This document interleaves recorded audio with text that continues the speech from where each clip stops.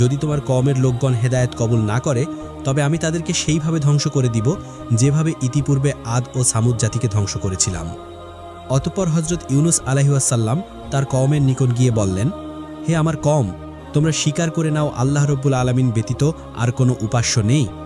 আমি তার প্রেরিত রাসূল।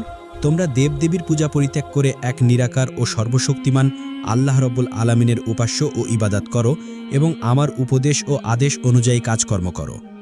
কিন্তু কওমের লোকগণ তার কথার প্রতি কোনো কর্ণপাতই করল না, বরং তারা জবাব দিল, হে ইউনুস, তুমি যদি আমাদেরকে টুকরো টুকরো করে ফেলো তথাপিও আমরা তোমার কথা শুনে আমাদের পূর্বপুরুষদের ধর্ম ত্যাগ করব না এবং আমরা কোনোদিনই দেবদেবীর উপাসনা ছাড়ব না।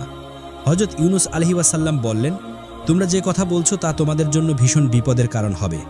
তোমরা যদি আল্লাহ রব্বুল আলামিনের প্রতি ঈমান আনো এবং আমাকে নবী বলে স্বীকার করে নাও, এটা তোমাদের দুনিয়া ও আখিরাতের উভয় জাহান্নামের